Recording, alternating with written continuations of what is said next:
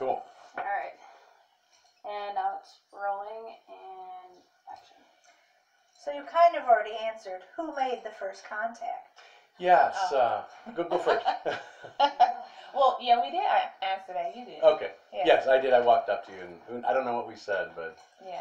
mission accomplished. We got into a lengthy conversation. Right. And I mean, I think it was your beautiful smile that brought me over. You know, I was only 2 feet away probably, but anyway, very warm and friendly and inviting, you know, engaging personality.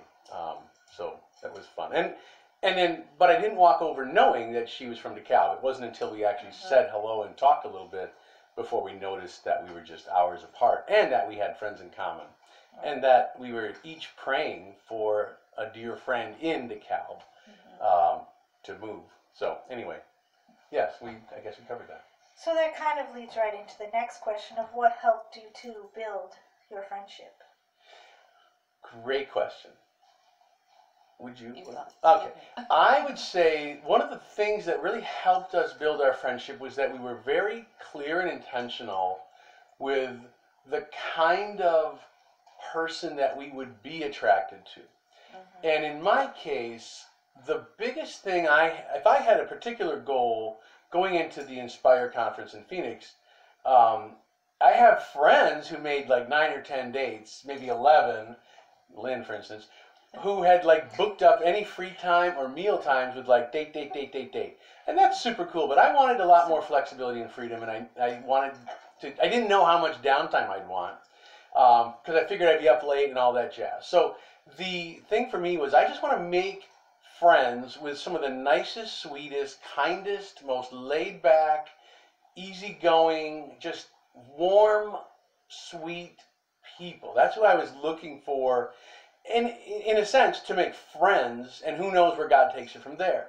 But it was, you know, it's easy to be completely blinded by all the beauty in the kingdom when we're talking about single sisters or just like a singles conference or even just single disciple connection. There's so much, you know, just like stunning beauty. It's easy to be blinded by that. And I wanted to have a clearer picture of the kind of character and personality that drew me to Quisha.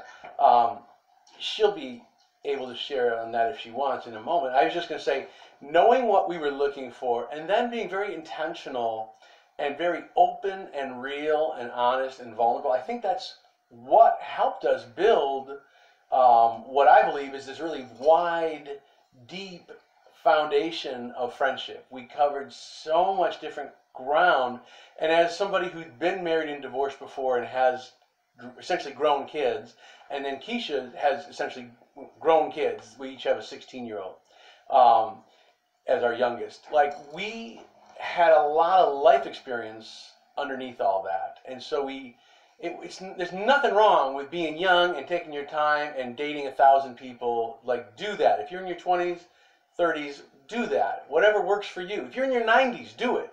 I'm just saying, like, for me, I enjoyed doing a ton of video chats and video dates all through 2017 and a little bit in 2018.